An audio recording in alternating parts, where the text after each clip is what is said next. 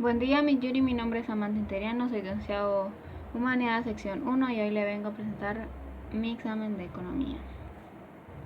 Desarrollo y crecimiento económico y bloques comerciales. Introducción. Se dará a entender las características del crecimiento económico, del desarrollo económico y también el origen y la importancia de los tratados y acuerdos comerciales que hay actualmente en el contexto mundial y ubicar en los que el país participa, tanto como describir su estructura, el crecimiento económico y el funcionamiento de una economía subdesarrollada. Tratado de Libre Comercio Norteamericano. México tiene con Estados Unidos varios miles de kilómetros de frontera, situando que ha ocasionado 3 confrontaciones armadas de importancia entre ambos y, como consecuencia de una de ellas, la pérdida de la mitad del territorio nacional mexicano. Después de la Segunda Guerra Mundial surgen un conjunto de acontecimientos que conducen a varios reacomodos internacionales, entre otros. Se puede citar primero una etapa denominada por 2 grandes potencias y un tercer mundo. Aunado a esto pertenecen organismos económicos de orden internacional como el FMI y el BM. El NAFTA o el Tratado de Libre Comercio de América del Norte, TLCAN, que está integrado por 22 capítulos. Este tratado es un compendio de reglas en que la terna de países involucrados están de acuerdo para la venta y compra de bienes y servicios producidos en América del Norte, entre las que destacan la promoción de la inversión extranjera y el compromiso de trato no discriminatorio a las empresas de la región. Establece normas que limitan a los gobiernos para valerse de monopolios y empresas del Estado que les permitan controlar el comercio.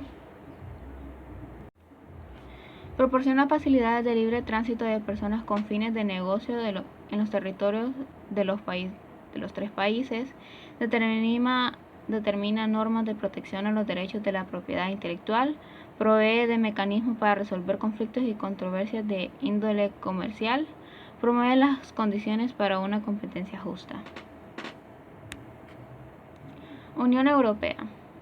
Durante el periodo denominado de la Guerra Fría, después de la Segunda Guerra Mundial, un buen número de líderes y organizaciones europeas, muy divididos por las recientes confrontaciones, agobiadas por un largo periodo de reconstrucción y dependencia, especialmente con Estados Unidos, crearon muchos foros para buscar la integración del continente y conseguir una presencia destacada en el ámbito de las economías más poderosas. El SER surgió como un organismo supranacional y autónomo con los órganos parecidos a los de la CECA, para aprovechar lo aprendido en la primera etapa. De esta manera se establecieron plantaciones con la finalidad de lograr una zona libre de comercio y establecer criterios únicos en materia aduanal. En 1981 entra Grecia a este organismo y en 1986 logran adherirse España y Portugal, con lo que se fortalece el sur europeo. La moderna visión de las instituciones europeas se han creado con una base multinacional y procesos sui generis para cumplir sus tareas y funciones necesarias para lograr una mejor integración de los países miembros. Cuenca del Pacífico. A raíz de que se desintegró la Unión Soviética a principios de los años 90 del pasado siglo, surge un reacomodo de intereses especialmente económico-político de los diferentes países y más ampliamente regiones del mundo. Así los europeos buscan consolidar con medidas muy originales su integración con el esquema económico de Japón. Aparecen los denominados tigres asiáticos en la cuenca del sudoeste del más importante archipiélago de ese continente. Ante este panorama, otras regiones buscan formar bloques que les garanticen crecer en el económico. Así parecen tratados comerciales como el de Norteamérica, el Pacto Andino en el punto cardinal opuesto de América, la reorientación de la economía china e india y otras más. La cuenca del Pacífico de manera natural plantea todavía sistemas políticos y de desarrollo muy diferentes. No obstante, los intentos de homogenización en los últimos años, el componente común en todos ellos es el libre comercio, que seguramente servirá de eje para más y mejores acuerdos en materia económica, jurídica, tecnológica y ambiental. Economías emergentes. En los años 70 y 80, el crecimiento de Estados Unidos y muy especialmente de Japón fue espectacular. El primero lo hizo con un crecimiento sostenido promedio posguerra de 6% anual y el segundo lo logró al crecer por encima del 8% anual, convirtiéndose en la primera y segunda economías más poderosas del mundo. Es a partir de los primeros años de los 90 que en los países rezagados económicamente los gobiernos consideran que era imprescindible la inversión de capitales extranjeros, al no tenerlos internamente para impulsar su desarrollo económico y social. Países como Brasil, México y Chile en América, India, China y Rusia y Asia, e Irlanda y España en Europa, entre otros más, promovieron una serie de cambios internos, algunos lo denominan reformas estructurales, que consistieron en hacer profundas modificaciones a sus constituciones y leyes internas de inversión, que desarticulaban los sistemas proteccionistas en este campo, dominantes hasta ese momento. De acuerdo a las estimaciones de FMI, para el año 2015 el mundo estará ante un escenario diferente de poderes económicos, ya que Brasil se pondrá delante del Reino Unido y de Francia. En cuanto al Producto Interno Bruto se refiere, China seguirá creciendo y afiándose como la segunda economía de la Tierra, teniendo todavía para este año la hegemonía de Estados Unidos en materia económica. Definición de crecimiento económico. Se define el crecimiento económico como el incremento real del per cápita del PIB a precios constantes divididos entre la población. Crecimiento como un proceso de tipo cuantitativo, centrado en el incremento de los volúmenes de producción física generados por cada uno de los sectores de la estructura económica de un país o región. Aguilar 2008 del 10. Para que haya crecimiento en un lapso determinado se requiere que la tasa de incremento del PIB sea mayor que la tasa de crecimiento de la población. Los determinantes del crecimiento son el trabajo, el capital, la tierra y la tecnología. Se consideran factores claves que influyen en el crecimiento económico, a la acumulación del capital, por ejemplo, obras de infraestructura, maquinaria y equipo, y al cambio tecnológico. La acumulación de capital incluye al capital humano. Para que el crecimiento sea persistente se requieren tres elementos: ahorro e inversión en capital nuevo, inversión en capital humano, descubrimiento de nuevas tecnologías. Estas tres funciones de crecimiento que interactúan entre sí han permitido el incremento de la prosperidad en diversos países. Los determinantes del crecimiento son el trabajo. Desarrollo económico. El desarrollo económico implica que su crecimiento vaya acompañado de una distribución del ingreso igualitaria. El propósito fundamental del desarrollo es erradicar la miseria y disminuir el mínimo de los índices de pobreza. Precisamente, los países desarrollados se caracterizan porque la desigualdad de los ingresos y de la riqueza no es tan pronunciada como en los países subdesarrollados. La desigualdad surge a partir de los sueldos desiguales en el mercado de trabajo y de la propiedad desigualdad del capital. Para combatirla se requiere la combinación de una serie de aspectos: por un lado, una gestión macroeconómica estable y, por otro, unos mecanismos institucionales que permitan redistribuir el ingreso. Las tres formas en que algunos gobiernos tratan de redistribuir el ingreso son: impuestos sobre la renta progresivos, programas de sostenimiento del ingreso, servicios subsidiados.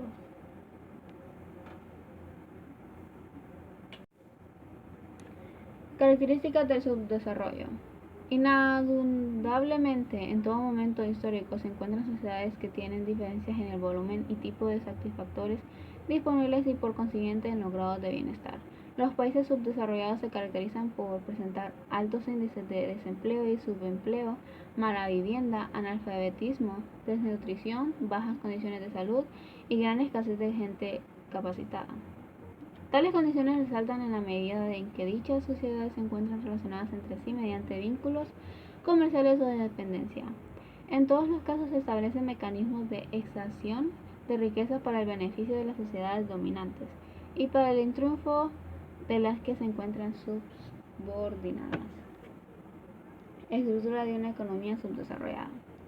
La estructura de estos países se caracteriza por ser primaria y dual. El término estructura primaria se refiere a que las economías subdesarrolladas están enfocadas en su mayor parte a realizar actividades agrícolas y mineras, por lo que la mayoría de la población activa desarrolla este tipo de actividades. Por otra parte, el sector servicio ocupa más personas que el sector secundario, o sea, la industria.